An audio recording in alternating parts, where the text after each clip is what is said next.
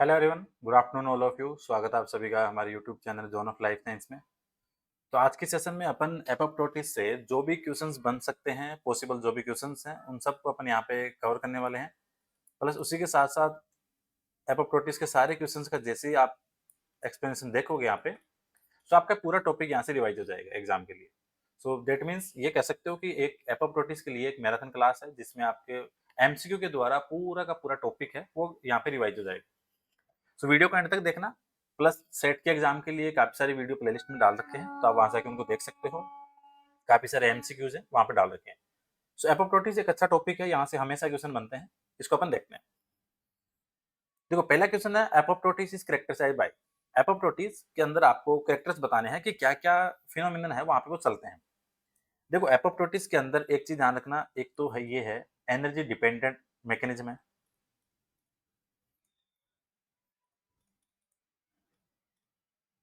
ठीक है, इसको अपन बोलते हैं प्रोग्राम सेल डेथ, पीसीडी। दूसरी चीज यहाँ पे सेल श्रिंक होती है। ठीक है, यहाँ पे इन्फ्लामेशन नहीं होती देखने को।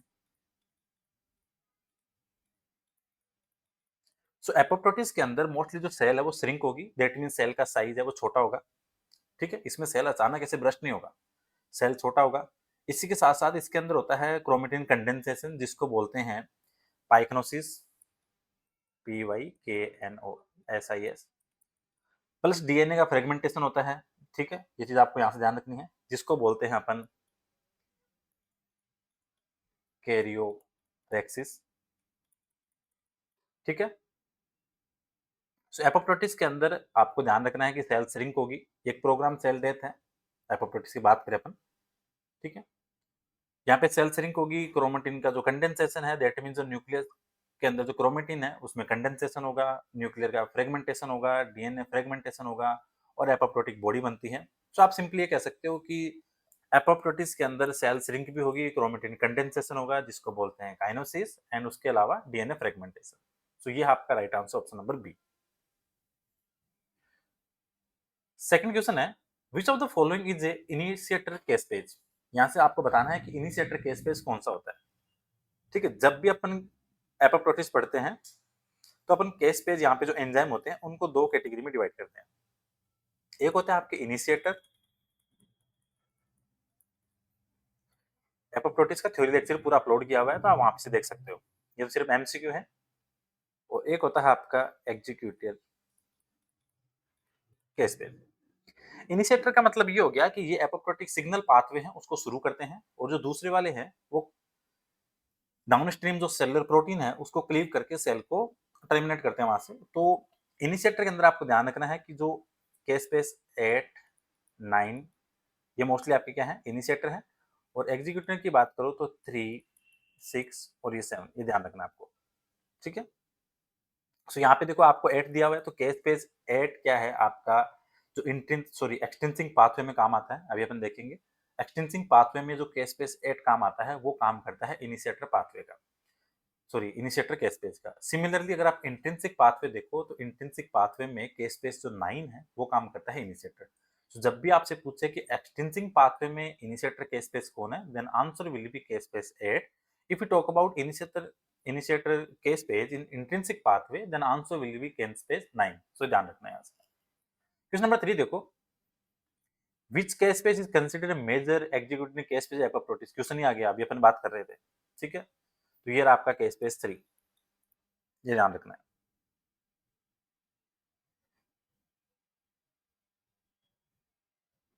अगला क्वेश्चन देखो, क्वेश्चन नंबर 4 है cytochrome C released from mitochondria participate in apoptosis by binding to.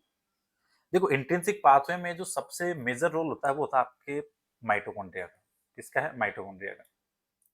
Pathway के लिए आप पूरा वीडियो देख लेना थ्योरी वाला, यहाँ पे जो मेजर समरी है उसको देखते हैं। जब माइटोकॉन्ड्रिया की जो आउटर मेम्ब्रेन है वो परमेबल होती है, तो उस कंडीशन के अंदर साइटोक्रोम सी साइटोसोल में रिलीज होता है। ये चीज यहाँ से आपको ध्यान रखना है। ठीक है, कहाँ पे होगा, साइटोसोल में। सो माइटोकॉन्ड्रिया है, साइटोक्रोम सी रिलीज हुआ, ये गया आपके एपीएफ के पास, एपीएफ 1। ठीक है, और ये सारे मिलके क्या बनाते हैं आपके एपोप्टोसोम कॉम्प्लेक्स, यहां से आता है फिर आपका प्री के स्पेस 9, फिर के स्पेस 9, के स्पेस 3, और ये हो गया आपका एपोप्टोसिस। सो साइटोक्रोम सी जो रिलीज होकर जो बाइंड होता है वो जाके जुड़ता है आपके किस पे, APA-F1 के ऊपर, ये ध्यान रखना है, ठीक है।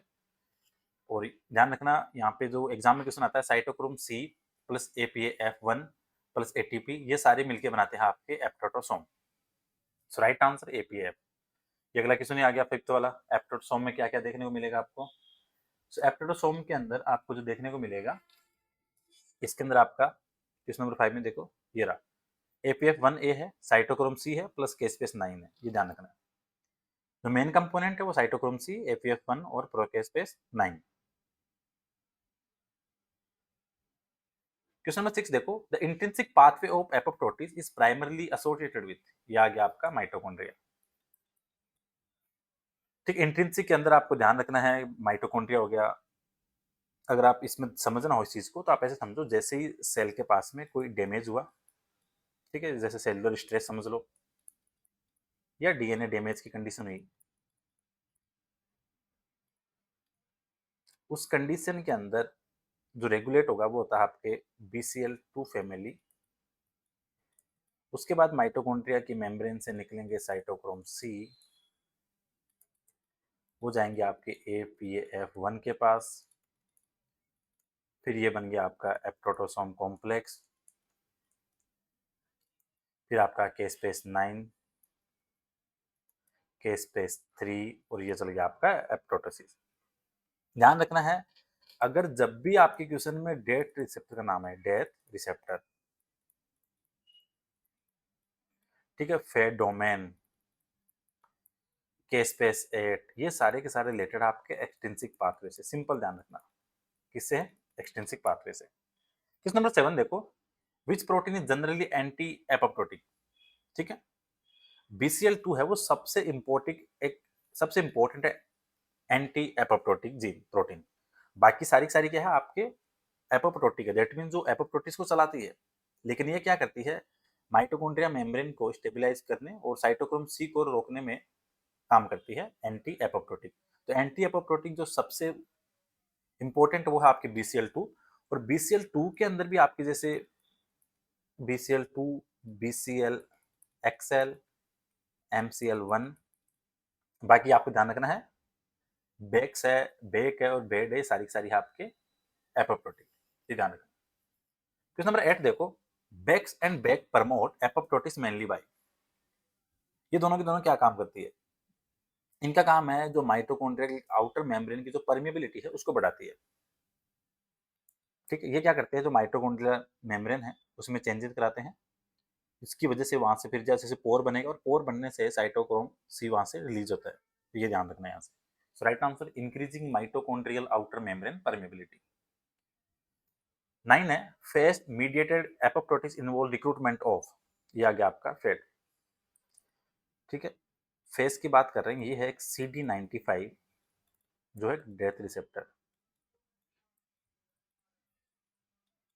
और जो फेस लिगेंड है वो जुड़ता है आपके फेस रिसेप्टर से, ठीक है, ये ध्यान रखना है। सो फेड की फुल फॉर्म की बात करें तो क्या होता है, face associated protein with death domain, ठीक है, इसके बाद डिस्क बनता है। सो 9 में right answer option number A. हो सकता है एग्जाम में डायरेक्ट क्वेश्चन आपको देखने को मिल सकते हैं MCQ से। क्वेश्चन नंबर 10 देखो, in extrinsic pathway FAS activation primarily leads to activation of. So extrinsic की बात हो रही है, सो जैसे ही आपका यहाँ पे फेस जुड़ा किस पे, फेड पे, बना डिस्क कॉम्प्लेक्स, प्रो के स्पेस 8, और प्रो से बाद में आता है आपका के स्पेस 8। सो ये ध्यान रखना है, फेस किसको लीड करेगा एक्टिवेशन को, के स्पेस 8 को, फेस का रिलेशन है डायरेक्ट के स्पेस 8 के साथ, और माइटोकॉन्ड्रिया का के स्पेस 9 के साथ, सिंपल ध्यान रखो। एक सेकेंड, जैसे ही नाम आया फेस तो आपका आंसर होगा के स्पेस 8, जैसे नाम आया आपके माइटोकॉन्ड्रिया दैट मीन इंट्रिंसिक, तो आपका के स्पेस 9, ये ध्यान रखना। क्वेश्चन नंबर 11 है which molecule acts as second messenger released from mitochondria during apoptosis, तो वो तो साइटोक्रोम सी है, अपन ने अभी बात की है।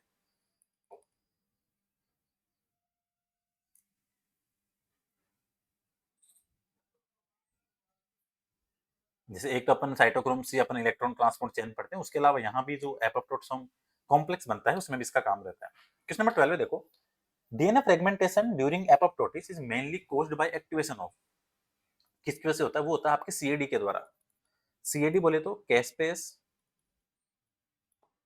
Activated DNAs. देखो एपोप्टोसिस में क्या है, डीएनए रैंडम तरीके से नहीं टूटता, ठीक है। जो कैस्पेस है वो यहाँ पे आके जो केड है ये एक्टिव हो जाएगा, ठीक है, उस कंडीशन के अंदर बाद में चलता है। तो डीएनए फ्रेगमेंटेशन कैसे होगा आपका यहाँ से, केड के द्वारा।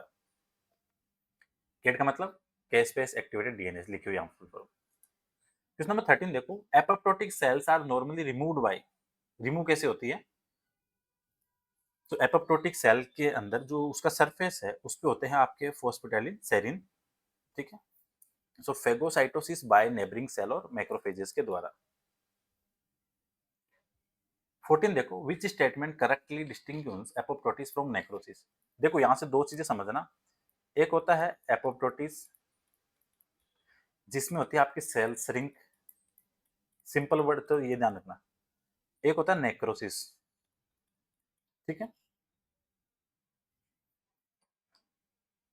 तो ये आपका सेल डेथ के बाद में अकर होता है, लेकिन यहाँ पे सेल स्वेलिंग होती है, सिंपल समझना।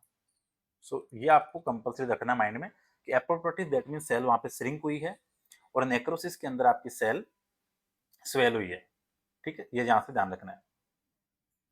और प्लस यहाँ पे आपके जो इन्फ्लामेशन है वो एपोप्टोटिस के अंदर नहीं होती है, लेकिन जो आपके नेक्रोसिस है वहां पे इन्फ्लामेशन भी होती है।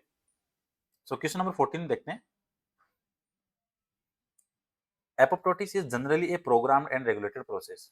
तो यहाँ से चीज को समझ सकते हो कि एपोप्टोटिस है वो एक प्रोग्राम सेल डेथ है, ठीक है, सेल श्रिंक होती है, क्रोमेटिन कंडेंसेशन होता है, न्यूक्लियर फ्रेगमेंटेशन होता है, एपोप्टोटिक बॉडीज बनती हैं, लेकिन नेक्रोसिस के अंदर ये मोस्टली रिलेटेड है आपके सेलुलर इंजरी के साथ में। देखो एपोप्टोटिस किसके साथ, programme cell death, PCD, but जब आप बात करो नेक्रोसिस की तो नेक्रोसिस है मोस्टली आपके सेलुलर इंजरी के लिए, ठीक है, ये चीज यहां से ध्यान रखनी है। Right answer option number C. 15 देखो, P53 can promote apoptosis mainly by, so apoptotic की बात करें तो जब भी डीएनए डैमेज होता है तो उस कंडीशन के अंदर एक्टिव होता है आपका P53, ठीक है। P53 एक्टिव हुआ तो वो क्या करता है, सेल साइकिल को अरेस्ट करता है। जैसे डीएनए डैमेज जैसे ही सेंस हुआ, P53 एक्टिव हुआ और P53 जाके सेल साइकिल को अरेस्ट करेगा, उसको आगे नहीं चलने देगा, और फिर आपका डीएनए रिपेयर। तो यहाँ पे ये क्या करता है, increasing expression of pro apoptotic gene, जैसे बेक्स हो गया, पुमा हो गया, नोक्सा हो गया, ध्यान रखना Bax, Puma, Noxa, all of these are apoptotic gene. कौन से हैं, एपोप्टोटिक, दैट मीन्स ये एपोप्टोटिक्स को प्रमोट करते हैं। सो ये क्या होगा, increasing expression of pro apoptotic jeans. Question number 16 देखो, एपोप्टोटिस इज कैरेक्टराइज्ड बाय, ये तो प्रोग्राम सेल डेथ है, ठीक है।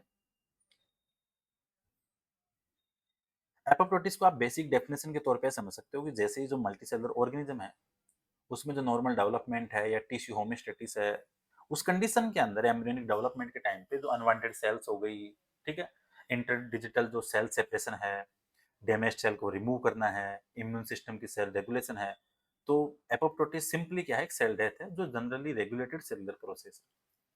So right answer option number B. Question number 17 है, caspase are involve in the process of, किसके अंदर है, एपोप्टोटिस के अंदर। अगर आपसे पूछे कि कैस्पेस कैसे बोलते हैं इसको, तो इसका फुल फॉर्म होता है, आपको ध्यान रखना है, सिस्टीन एस्पार्टेट प्रोटीज, ठीक है, सिस और एस्पार्टेट यहाँ से, ठीक है, तो ये क्या करते हैं, क्लीव करते हैं। Question number 18, what defect would be, अब क्वेश्चन देखना, अच्छा क्वेश्चन है, what defect would be expected if apoptosis were specifically blocked in the developing limb bud of frog embryo. Frog का जो एम्ब्रियो है उसके अंदर जो लिम्ब डेवलपमेंट हो रहा है, उस कंडीशंस के अंदर अगर एपोप्टोटिस रुक गया तब क्या होगा। देखो अगर उसमें एपोप्टोटिस रुकेगा तो उसमें क्या होगा, जो उसके डिजिट्स है वो एक वेवलेट एक्सटेंशन में बने रहेंगे, ठीक है, क्योंकि जो डिजिट के बीच में जो अननेसेसरी सेल है, ठीक है, उस सेल्स को रिमूव कौन करेगा, एपोप्टोटिस। लेकिन अगर आपने एपोप्टोटिस ब्लॉक कर दिया तो उन जो डिजिट्स है उनके बीच में जो वेब है, ठीक है, वेब बनी रह जाएगी, तो ये चीज यहाँ से ध्यान रखना है। So digits remain connected through a web like extension, ठीक है। क्वेश्चन नंबर 19 है, which one of the following is not a characteristic of cancer cell. ठीक है, कैंसर वैसे रिलेटेड आप कर सकते हो एपोप्टोटिस के साथ, क्योंकि कैंसर होता है आपके अनकंट्रोल माइटोसिस के द्वारा, ठीक है। सो यहाँ पे पूछा है 19 के अंदर, सो नॉट ए करेक्टेड, तो अनकंट्रोल मियोसिस नहीं होगा। 20 देखो, the process apoptosis is one in which cell. Right answer इसका ऑप्शन नंबर ए हो गया, जो अपन पढ़ भी रहे हैं कि are program to die, survival और श्रिंक है। 21, apoptosis involve activation of a series of enzyme called, तो कौन से एंजाइम होते हैं, caspase. 22, what is the role of pro एपोप्टोटिस member Bax Bak in BCL group, तो ये क्या करते हैं, ये एपोप्टोटिस को प्रमोट करते हैं, दे प्रमोट एपोप्टोटिस, क्योंकि वो एपोप्टोटिक मेंबर हैं, अगर एंटी होते हैं तो वो इनहिबिट करते हैं, ठीक है। 23 है, which gene protein is inhibitor of apoptosis, तो यहाँ से कौन सा है आपका BCL2, अभी अपन ने बात की थी। तो ये चीज यहाँ से ध्यान रखनी है, BCL और बेक्स, पुमा, नोक्सा, ठीक है, बेड, यहाँ से क्वेश्चन अच्छे खासे बनते हैं एग्जाम में। और एपोप्टोटिस एक टॉपिक ऐसा है जहाँ से मोस्टली जो क्वेश्चन पाथवे से बन सकते हैं या तो, ठीक है, या फिर हो सकता है क्वेश्चन बने आपके मेंबर से बन जाए, एपोप्टोटिक वाले से, एंटी एपोप्टोटिक वाले से, ठीक है। प्लस इसके साथ साथ जो थ्योरी लेक्चर्स हैं वो पहले से कराए हुए हैं, तो उसको वहाँ से एक बार देख लेना, एग्जाम के लिए इंपॉर्टेंट है वो, टॉपिक से हो सकता है डायरेक्ट क्वेश्चन वो बन जाए, ठीक है। तो जैसे आपके कैंसर हो गया, एपोप्टोटिस हो गया, और इनके अलावा जैसे आपके प्रोटीन टारगेटिंग हो गया, ट्रैफिक वाला, ये एक इंपॉर्टेंट टॉपिक होते हैं छोटे छोटे, तो जहाँ से क्वेश्चन बन सकते हैं, ठीक है। तो यहाँ से और अगर आपको चीज़ें ध्यान रखनी है तो एक चीज़ और नोट कर लेना, आप ध्यान रखना जो प्रो एपोप्टोटिक वाले प्रोटीन से मेंबर, बेक्स बैक, बेट, बिड, बिम, पूमा और नोक्सा। सिमिलरली अगर आपको ध्यान रखना कि एंटी एपोप्टोटिक क्या है, देखो कभी कभी एग्जाम में क्या होता है कि कॉन्सेप्ट नहीं भी याद आए तो आपका मेन टारगेट होता है क्वेश्चन राइट करना, तो कभी कभी चीज़ों को रट भी लेना चाहिए अगर आपको लगे कि एग्जाम में क्वेश्चन बन सकता है, तो क्योंकि मेन वाइल कंपटीशन के अंदर सबका टारगेट होता है एग्जाम में गोले से ही भर के आना या राइट आंसर करके आना, तो इसलिए ये चीज़ यहाँ से थोड़ी ध्यान रखना, ठीक है। तो होपफुली ये सारी चीज़ें इंपॉर्टेंट रहेगी आपके लिए, एपोप्टोटिस को कोशिश की यहाँ पे पूरा पूरा रिवाइज कराने की क्वेश्चंस के द्वारा। प्रीवियस लेक्चर्स आप प्लेलिस्ट में जाके देख सकते हो, वहाँ पे अपलोड है वीडियो, तो छोटा सेशन है ताकि ज़्यादा टाइम भी वेस्ट नहीं हो आपका, और कम टाइम के अंदर आपके इंपॉर्टेंट MCQ के द्वारा आपकी थोड़ी प्रैक्टिस हो जाए और आपको भी कॉन्फिडेंस आए कि जो थ्योरी आप पढ़ रहे हो वहाँ से चीज़ें सही हो रही है, ठीक है। अब कल के सेशन में देखते हैं या तो एंजाइम काइनेटिक्स वाला या फिर प्रोटीन टारगेटिंग वाले टॉपिक से क्वेश्चन अपन सोल्व करेंगे। और टेस्ट सीरीज के लिए आप दोनों लाइफ साइंस जो अपना ऐप है वहाँ जाके आप टेस्ट सीरीज ज्वाइन कर सकते हो, अच्छे एग्जाम ओरिएंटेड डायरेक्ट क्वेश्चन है टॉपिक वाइज। तो thank you so much watching session, मिलते हैं नेक्स्ट क्लास में।